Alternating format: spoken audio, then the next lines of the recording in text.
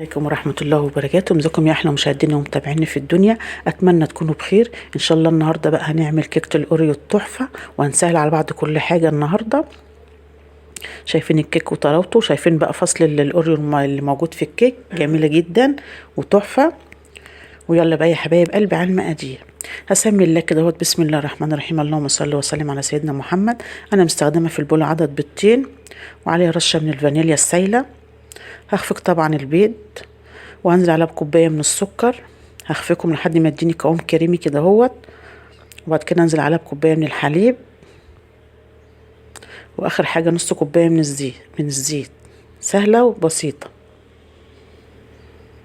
طبعا انا مستخدمه كوبايتين من الدقيق، واضيف عليها معلقه كبيره من بيكنج باودر وعليها رشه من الملح، واقلبهم وانزل بالدقيق ده تدريجيا. بسم الله.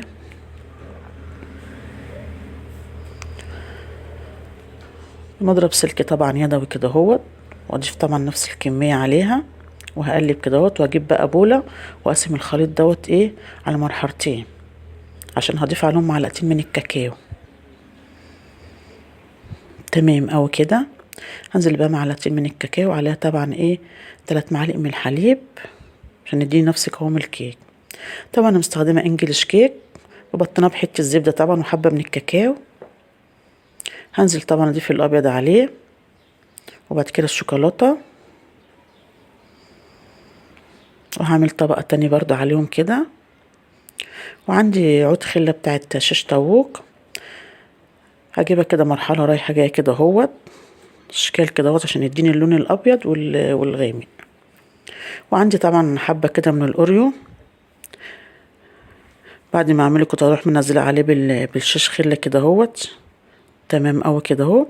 واضيف بقى نفس الكيك عندي، اعمل بقى مرحله الابيض والكاكاو، وكذلك لحد ما اخلص الكميه اللي قدامي.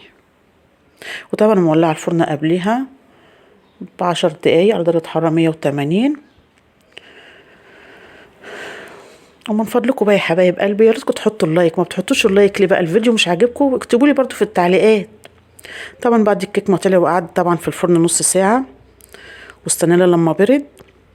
هنقطع بقى القطع الجميله ديت ونعرفكم بقى شكلها من جوه، ونشوف بقى الاوريو عامل ايه معاها. شايفين؟ تمام اوي كده، جميله وتحفه. يلا بقى يا حبايب قلبي جربوا، قولوا لي ايه رايكم.